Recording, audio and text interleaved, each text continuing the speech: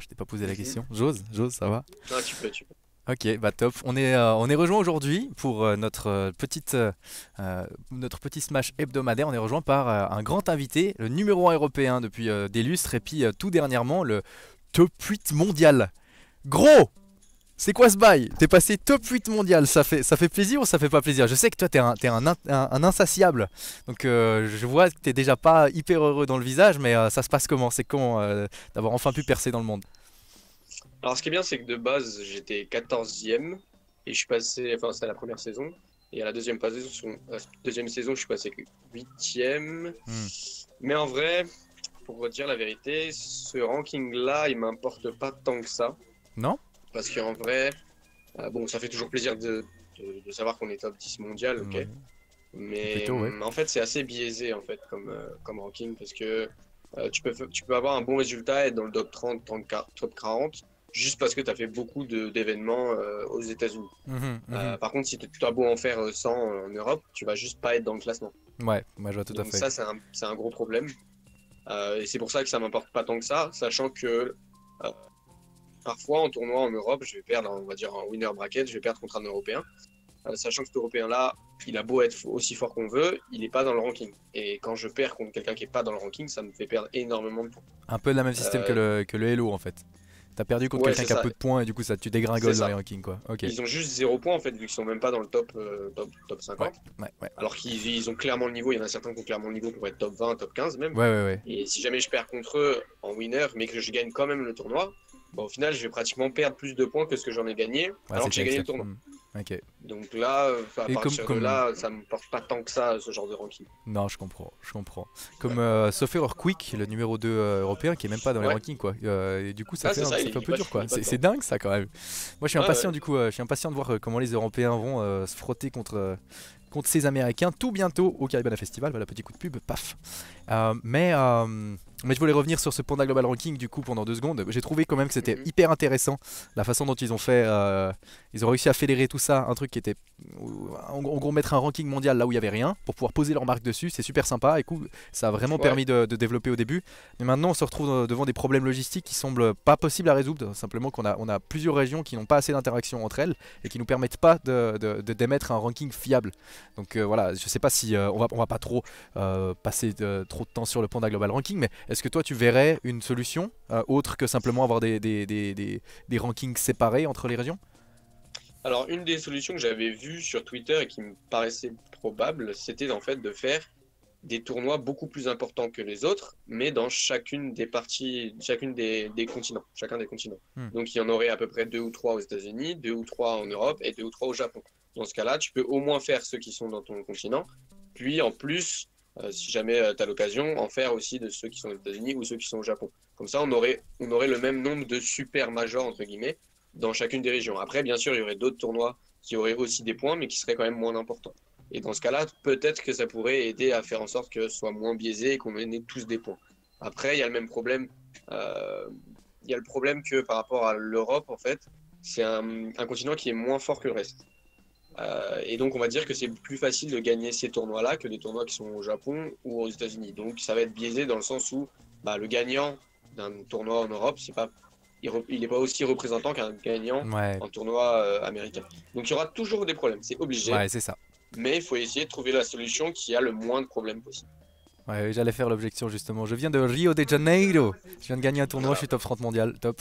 C'est vrai que c'est compliqué. Ouais. Donc on se bute à ce mur. Pour l'instant, j'ai pas l'impression qu'il y ait quelqu'un qui a. C'est pas une mauvaise idée, hein, vraiment. Au moins l'idée d'essayer de Non, je trouve répartir que c'est ça au une bonne idée. maximum, Ouais. c'est pas une mauvaise idée. Moi, je vois simplement, personnellement, petite touche, c'est l'interview de Gluttony, mais c'est moi qui impose. Euh, je vois simplement Panda Global Rocking comme une force, mais qui devrait pas qui devrait plus se prétendre fédérer un ranking mondial. Ça devrait être un Panda Global Ouais. Ranking et c'est tout. Et après avoir un autre ranking d'ailleurs et tout ça, essayer de faire des fédérations, enfin de fédérer de manière différente. Tant qu'on ne peut pas malheureusement avoir de tous les côtés des interactions entre toutes les régions. Bon, passons de sujet. En tout cas, je suis très content pour toi que tu aies réussi à faire 14e, ensuite 8e. Ça fait plaisir. Je pense que ça fait un bon petit Merci. moment que maintenant en Europe, tout le monde est très très convaincu que Gluttony, on lui roule pas dessus. C'est bien que le reste du monde le voie aussi.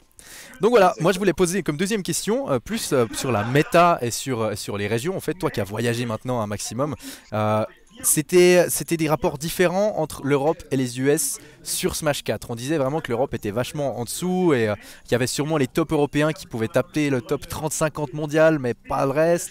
Ça se passe comment maintenant entre Europe versus US pour toi? Alors c'est clair qu'à l'époque de Smash 4, c'était un autre monde. Donc nous, on était vraiment entre nous. De base, même sur les anciens opus de Smash, on était moins fort. On n'avait pas de joueurs qui étaient professionnels. Donc eux, forcément, ils avaient l'occasion de jouer beaucoup plus que nous. Et donc s'entraîner beaucoup plus. Donc c'était forcément plus fort, c'est normal. Et en plus, nous, on voyageait pas. Donc on ne pouvait pas savoir à quel point ils étaient forts ailleurs. On ne comprenait même pas comment ils faisaient. Et les seules fois où il y a eu des étrangers, enfin des Américains ou des Japonais qui sont venus en Europe, ils nous ont juste cassé la tête. Ils nous ont balayé, c'est vrai. Ah ouais, C'est ils nous vrai. ont balayé. Il Ah y a ouais. l'exemple le plus parfait, c'était Komori Kiri. Hmm. Je sais plus exactement quel tournoi c'était, mais en tout cas, donc j'avais réussi à battre Anti et Kameme juste avant, et j'ai joué contre Komori Kiri. J'avais l'impression qu'on jouait pas au même jeu, littéralement pas au même jeu. J'arrivais même pas à le toucher. Ah ouais, Donc, ça c'est son rude. spacing, il était incroyable. Pour moi, c'était pas un humain, c'était un robot. Impossible, je pourrais jamais le battre. Ok, C'est pas le même jeu. ouais, Et au ouais, ouais. final, bah, petit à petit, grâce au fait que il y a beaucoup plus de gens qui sont investis, la commune est devenue de plus en plus grande en Europe. J'ai pu me faire connaître, du coup, j'ai pu faire des voyages aux États-Unis. Tout ce que j'ai appris là-bas, je l'ai retransmis ici. D'autres, après moi, ont eu la chance de faire ça aussi. Ils sont allés aux États-Unis, au Japon, et ils sont revenus et ils ont donné beaucoup d'expérience aux autres. Et petit à petit, en fait, on a rattrapé le chemin, on a rattrapé le niveau. Et donc maintenant, sur Ultimate, c'est complètement différent. On peut vraiment rivaliser avec les meilleurs des meilleurs. Euh, non seulement avant, on parlait surtout de moi en Europe, mais maintenant il y en a plein d'autres. Il y a clairement Quick, Space, On en vient etc. Enfin, il y aux en a plein. futures menaces, on en vient. Mais deux trucs qui m'interpellent déjà dans ce que tu dis, c'est marrant parce que tu parles vraiment de ça comme un concept économique en fait. On parle de trickle Mhm. down economics, tu sais. On dit ceux du haut vont faire des retombées contre le bas, et puis là tu me parles de la même chose, mais trickle down skill en fait. Ouais, C'est ouais, c'est les, exactement ça. les Hollandais m'ont parlé de ça de cette façon-là. Toi, t'y crois, t'as l'air d'y croire fort, et puis j'espère qu'en Suisse on aura plein de gens qui pourront faire ça. On va reparler de la Suisse dans 2 secondes aussi, mais deuxième truc qui m'interpelle du coup, t'as l'air de dire qu'on peut vraiment rivaliser avec le top du top. Euh, est-ce que avant justement on avait cette range de top 30 à top 50, il y avait moyen, et le reste c'était mort. Là tu nous situes où? J'ai vu quand même des belles perfs des Européens, mais qui peut taper qui? D'après toi en tout cas. Alors, sans parler de moi, Pardon? Sans parler de toi? Bah non, mais non. sans parler de moi, ok. Non, non, on sait que Donc, tu as des grosses cojones, très cher William. faut le montrer un petit peu quand même, non? Ah bah oui, non, c'est vrai, c'est Euh, vrai. Du coup, je pense que par exemple Quick et Space peuvent aller vers du top 10, donc juste pas Léo. Bon, Léo c'est un Hmm. autre monde. Je pense pas qu'il pourrait le battre, Ouais, ouais, mais ouais. je pense qu'il pourrait presque soit battre, soit presque battre tous ceux qui sont en dessous de Léo. Hmm. Par contre, quand je dis battre, c'est sûrement une fois sur 3, une fois sur Ouais, 5 ouais, ouais, peut-être. c'est avoir Bien une sûr qu'ils victoire. vont jamais les battre constamment, c'est ça. Ouais, ouais, ouais. Donc c'est une petite, mais c'est déjà ça. Ça veut dire que c'est des upsets. Ça veut dire que si jamais ton adversaire, enfin les adversaires qui sont top 10 ne sont pas à 100% et que nous on est à 100%, on arrive à les battre. C'est déjà bien. Mais Mhm. si clairement, si eux ils sont à 100% et nous aussi, les Européens aussi, bon, il y a très peu de chances qu'on gagne. Mais on est Je quand vois. même juste un tout petit peu en dessous. Mhm, mhm. C'est pas non plus un monde différent. Ouais, ouais, En fait, Quick quand il est venu aux États-Unis, je crois que c'était pour le Switch Fest, Ouais. il a battu Samsora, il a ouais, battu Ken. c'était une folie. Ken qui est le deuxième meilleur Sonic japonais, donc le meilleur du monde. Il a fait plein d'upsets et vraiment il était super fort. Il a battu Salem aussi. Il n'a pas gagné le tournoi, il n'a pas fait top 8, mais il a quand même fait des gros upsets. Mhm, Voilà, on mhm. est capable de faire ce genre d'upset là. Ah, c'était un Après, sacré run, hein. faut grimper. Ça, Ouais, c'est clairement, il a rude eu quand une même. très belle run. Est-ce que tu trouves pas ça un peu rude quand même pour un Européen? Il arrive, il tape Samsora, Salem et tous les autres. Ça, c'est un énorme run, il fait 17ème. Ouais, c'était un peu compliqué. Après, il était très mal seed. Ouais. Donc ça, c'était un problème. Ken, en vrai, il aurait pas dû l'affronter. C'est juste que Ken, en fait, il a perdu assez tôt dans le bracket en Hmm. winner contre un Donkey Kong contre qui il aurait pas dû perdre. Donc, il aurait pas dû se retrouver en loser. Donc, Quick n'aurait pas dû le rencontrer. Ce qui est marrant, c'est qu'il a battu Ken 2-0, il me semble. Et juste après, il est tombé contre un Sonic américain, Vrat, qui est censé être moins fort que Ken. Et cette fois, C'est il a vrai perdu ça. contre ce Sonic. Ouais, ouais. Mais Vras, Ouais, il est c'était aussi assez connu pour intéressant. avoir une strat bien particulièrement toxique, Ouais, hein, c'est bien ça. campy et C'est-à-dire tout. ne pas venir. Voilà, et je pense que la différence de style de jeu a des fois plus d'impact que de différence de skill. Oui, c'est vrai. Bah, bien joué à Quick en tout cas. J'espère qu'on va en voir beaucoup de lui. Mhm. De toute façon, on va en avoir beaucoup. J'ai l'impression que Quick se déplace de plus en plus et a de plus en plus d'opportunités. On a aussi des Américains qui viennent de plus en plus. Maintenant, je vais toucher en fait un autre sujet qui est directement lié à ça. Les gens se déplacent de plus en plus, particulièrement en France, parce que on a des équipes qui les soutiennent financièrement de manière C'est ça. substantielle. Euh, on parle bien sûr de Webedia, de le Stream eSport, de Supremacy et bien sûr de Solari qui t'a pick up et qui t'a permis Mhm. aussi d'aller visiter ailleurs, de pouvoir être à plein temps chez eux. Est-ce que tu vois une différence de niveau qui se creuse par rapport au côté par exemple allemand ou de leur côté en fait il y a très peu de joueurs qui ont accès à des équipes qui les sponsorisent comme ça? Bah, étonnamment, pas tant que ça en fait. C'est vrai qu'on Hmm. pourrait s'attendre au fait que on a beaucoup plus de sponsors, on a beaucoup plus de structures en fait qui nous aident. Là, rien que là, par exemple, actuellement, je suis dans une chambre Red Bull pour un bootcamp. Là-bas, ils peuvent pas faire Il y a ça, les ils sont moyens obligés ça. de faire Ouais, ça ouais. encore chez eux, dans des petites sessions. Nous, on a vraiment des sessions, 3 à 4 sessions par semaine. Le Et salon de la daronne à Quick quoi. C'est c'est ouais, des autres moyens. exactement, hein. Ok. Ouais. Et au final, nous, on peut beaucoup plus jouer, il y a beaucoup plus d'expérience. Moi, je suis là pour leur expliquer des choses. Et au final, on n'est pas, c'est pas pour autant qu'on est les meilleurs d'Europe. On n'est pas Hmm. forcément le meilleur pays d'Europe. Je pense que les Pays-Bas sont un petit peu au-dessus. Ah les On Pays-Bas est c'est quelque juste chose. un peu derrière. Ouais. Ouais, Ouais, ils sont quand même très très forts. Surtout que je pense que Pays-Bas, c'est ceux qui sont le moins développés en vrai. ouais. Ils ont juste leur gros major qui est le Syndicate, qui est vraiment bon tournoi. Ouais. Mais au niveau des structures, il n'y a juste aucune structure. La meilleure structure, elle propose 50 euros par mois. Et c'est tout. Ouf. Ah ouais, non, ça Comparé pique à de ce ça qu'on quand a même. ici, c'est Ouais, vraiment, ouais, ouais. ouais, bah oui, clairement, Ah, c'est dingue, c'est hein. Et puis, ridicule. ouais, non, mais je suis d'accord avec toi. Moi, j'étais hyper choqué quand je suis arrivé. Enfin, j'étais pas hyper choqué dans le sens où je savais que les Hollandais étaient excellents. Mais ce qui me choque à Mm. chaque fois, c'est quand je prends quelqu'un que je ne connais pas du tout et il m'arrache pendant 2 heures. Vraiment, c'est pas juste Ouais. quelqu'un qui est en train de me gimmick. T'as vraiment, je connaissais pas le snake qui s'appelle Groove. Et, euh, Ah, et, et- je ouais, vois ouais. qui Et puis c'est. moi, j'étais pas trop familier avec le truc snake. Je me suis dit, ah, bah, il faut que j'apprenne le match-up et tout. Non, non, au bout de deux Mm. heures, j'ai pris une game. J'ai dit, ouais, on va arrêter là, hein. Oula, compliqué. Oula. Non, mais pour revenir sur ces Hollandais, ouais, c'est curieux du coup. Vraiment, il y a peut-être Est-ce que tu penses qu'il y a un petit peu de la flemme des Français? Est-ce qu'ils utilisent bien cet argent? C'est aussi difficile à dire. Est-ce que cet argent est bien investi? Est-ce que OG, avec tout le flouze de le stream, est en train de maximiser l'investissement? Alors, c'est compliqué comme question. On va dire que oui, dans le sens où ils se déplacent beaucoup. Il n'y a pas de Mhm. problème là-dessus. Donc, il va y avoir beaucoup de tournois. Après, on va dire qu'ils choisissent le confort. C'est-à-dire que quand ils peuvent voyager, ils vont pas forcément essayer de voyager à des tournois européens dans d'autres pays, même si c'est pas forcément des majors, pour essayer de récupérer de l'expérience. Ils vont plutôt aller dans le confort, c'est-à-dire rester en France, aller dans des tournois qu'ils connaissent déjà, etc. Mais ils se déplacent quand même beaucoup, donc ça leur apporte quand même quelque chose. Mais je pense que c'est pas fait de manière optimale.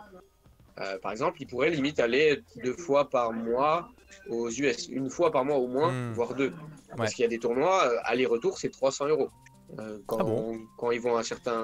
Ouais, ouais, il y a vraiment Enfin, si tu t'y prends assez tôt, pas non plus Mhm. trop tôt, avec les bonnes compagnies et au bon moment, vraiment, ça peut revenir à 300 euros Ouais, ça, aller-retour. c'est bon C'est à étonnant, savoir même ça. moi, ça m'avait étonné. Ouais, ouais, ouais. Euh, mais c'est quand même super bien. Mhm. Eux, ils ont les moyens pour faire ça et c'est pas pour autant qu'ils vont le faire. Ils le font surtout pour les gros majors US, c'est déjà bien, bien sûr. Bien sûr, ouais. Ouais, ouais. Mais voilà, ils pourraient le faire un peu plus, ils pourraient Ouais. peut-être rester un peu plus longtemps pour doser là-bas, ou tout simplement faire des tournois européens, même quand c'est pas confortable, c'est-à-dire qu'ils vont pas avec tout leur groupe de potes, ils peuvent y aller tout seuls juste pour s'entraîner, doser Ouais, ouais, de ouais. fou, sachant il y en a certains en plus qui en font leur métier, c'est-à-dire qu'ils n'ont pas d'études à côté, pas de travail à côté, donc ils ont vraiment consacré tout leur temps à ça, et ils pourraient un petit peu mieux l'utiliser, mais quand même, on va dire, c'est pas comme s'ils restaient à la maison et Hmm. qui profitaient juste de l'argent et de leurs sponsors. Ils l'utilisent quand même assez bien. Je pense juste que c'est pas optimal. Ouh là là, t'as fait dans le politiquement correct. J'ai beaucoup aimé cette petite rattrapage pour les potes quand même. Si tout à coup le stream regarde l'émission. Non mais ok, donc petite pique, on dit vous pourriez quand même aller un petit peu plus loin, Un petit peu, un petit ouais, peu. un petit peu, d'accord. Ouais. Ouais, je sais qu'il y a beaucoup de monde en Europe qui adorerait pouvoir aller énormément aux Ah US et oui, ailleurs. clairement. Je t'avoue moi-même que j'avais aussi j'avais une proposition de contrat pour 2020 qui était censée me permettre d'aller quelques fois aux USA et tout ça. Et puis ça m'attriste un petit peu. Et puis maintenant que je sais que Auger ne bouge pas ses fesses, je vais débarquer à Paris puis aller le pousser par la peau des fesses. Il bouge, il bouge. Il bouge, mais pas de la même manière, tu vois, la bonne manière. Ouais. Ah bah bien. Alors, j'ai une dernière question pour ce thème où on parle principalement de toi et puis de la région. C'est quelle est la prochaine menace? Quel est le prochain joueur que tu as vu qui va être monstrueux et qui de toute façon on va en entendre parler, dis-moi. C'est assez difficile à dire parce qu'il y en a un que j'ai en tête qui est assez clair. C'est un joueur qui a 11 ans, qui est de Strasbourg, qui s'appelle Crêpes Salé. Crêpes salées. Alors lui, clairement, c'est, je pense, le joueur contre qui j'ai vu le plus de talent, on va dire. Sauf qu'il a 11 ans. Il a 11 ans. Ouais.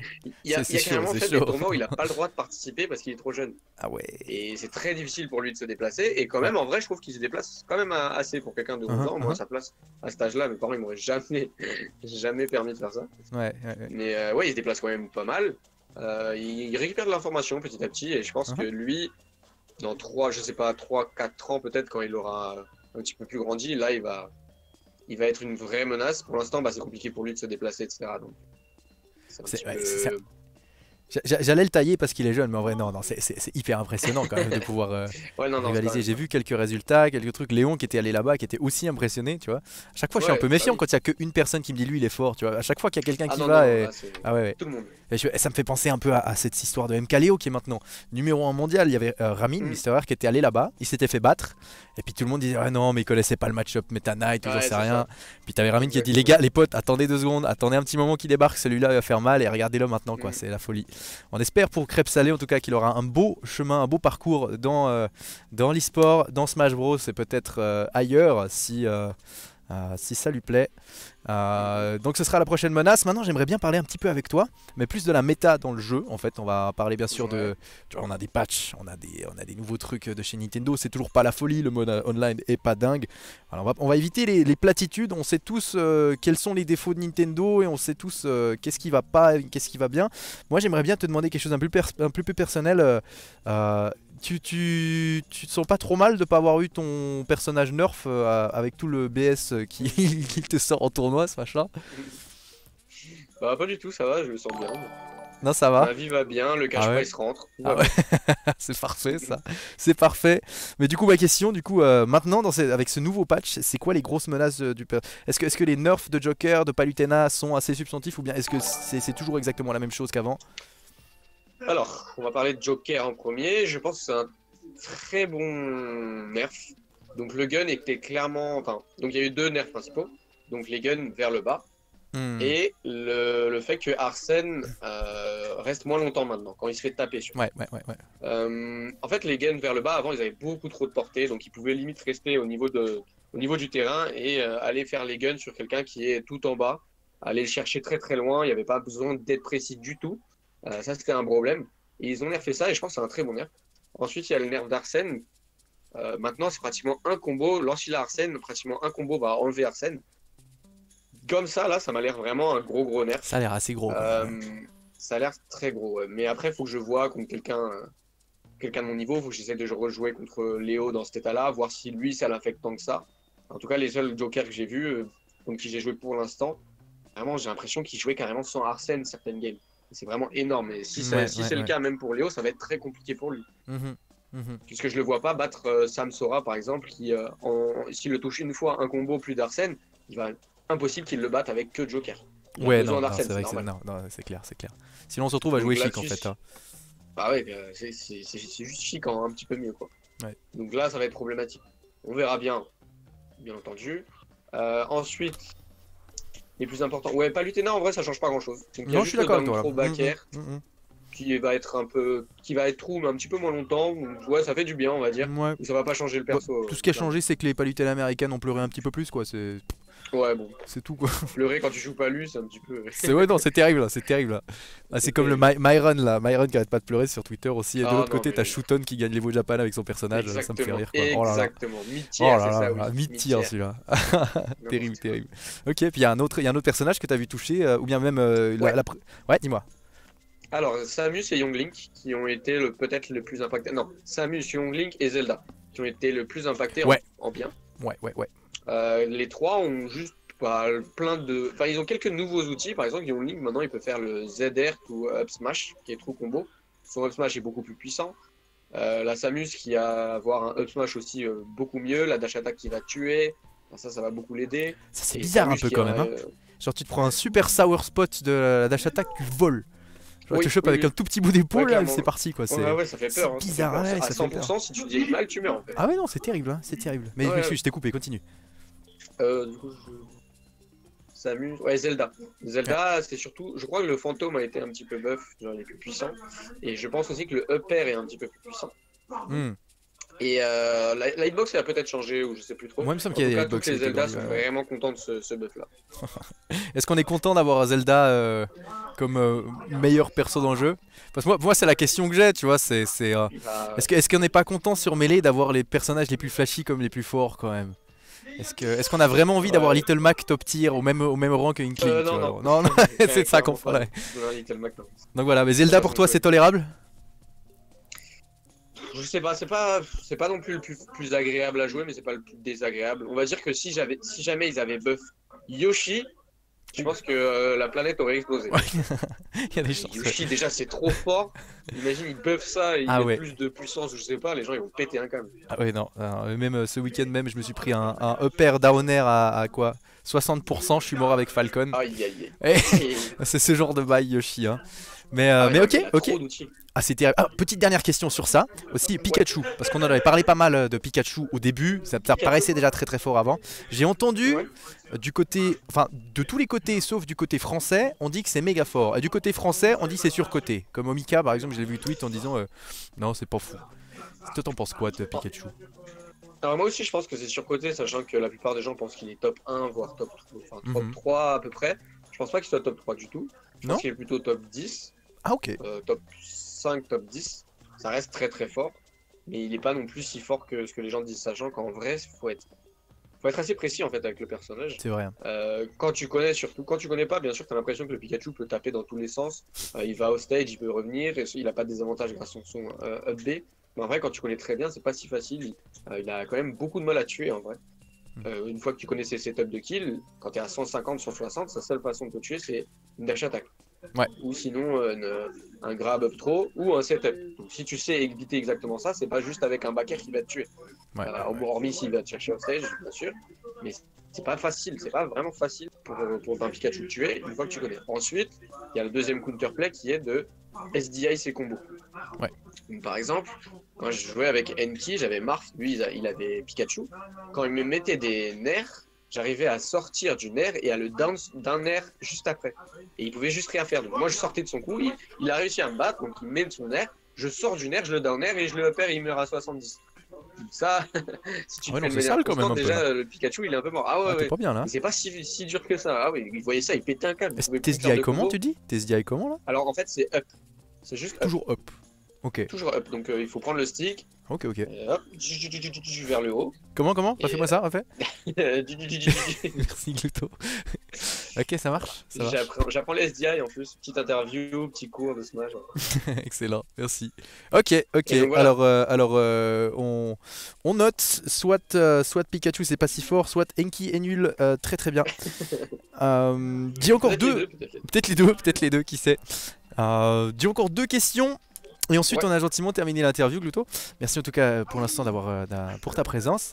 Je voulais savoir un petit peu, j'ai une question par rapport au ressenti qu'ont pas mal de joueurs qui ont abandonné Ultimate en venant de Smash 4. Je pense à beaucoup le ressenti qu'ils donnent et l'explication pour eux du fait qu'ils n'ont pas accroché, c'est que le jeu a moins de profondeur. Oui. Comment est-ce que tu le sens ça, la profondeur du jeu Ultimate? Est-ce que tu sens qu'il va aller loin? Je comprends ce qu'ils veulent dire. Ouais. Mais je pense que c'est des gens qui ne se sont pas du tout attardés sur le jeu, qui ont vu du gameplay peut-être à bas niveau ou qui ont essayé de jouer au tout début et qui n'ont pas continué en fait. Ou tout simplement des gens qui ont essayé mais qui ne comprennent pas vraiment le jeu, ils ne comprennent pas ce qui se passe. Donc il y a eu certaines phases. Moi d'ailleurs quand je les vois en stream et que j'analyse une vidéo, j'appelle ça le kangourisme. En fait c'est quand il y a un adversaire qui met un aériole sur le shield d'un autre adversaire. et ce gars-là, il va essayer de aérial pour le punir. Au final, l'autre shield, donc l'autre va ressauter pour aérial, et en gros, les deux vont juste sauter, aérial, et personne va se toucher. Mais Et ça a l'air vraiment stupide quand tu c'est vrai vois que ça ça a comme l'air ça. stupide quand tu regardes ça. Et ça arrivait très très souvent au tout début du jeu, et ça arrive encore de temps en temps à certains niveaux, certains matchs, à ce niveau-là. Mais Même tu sais, je vais te couper 2 secondes parce que moi j'ai vu Ouais. ça pendant très longtemps de toi contre Dabuzz. Et j'ai vu, Ouais. j'ai vu à Albion que t'allais gagner parce que t'as fait un truc, t'étais en shield, tu t'es pris un coup, tu t'es retourné, tu l'as grave, j'ai dit il a gagné. J'ai dit Exactement. il a gagné. Je me suis dit la même chose. C'est bien, t'as Ouais. repéré le truc. Bah, justement, je me faisais toujours punir parce que j'étais un gogol et je faisais des aériaux auto-shield tout le temps, alors que les moves sont safe. C'est une des particularités de l'Ultimate, c'est que beaucoup de moves dans ce jeu sont safe on shield. Donc si tu essaies de retaper derrière, lui, il va juste shield. Ensuite, si jamais tu spaces bien, il va essayer d'aérial derrière et toi, tu vas juste shield aussi. Donc ça, c'est n'importe quoi ça.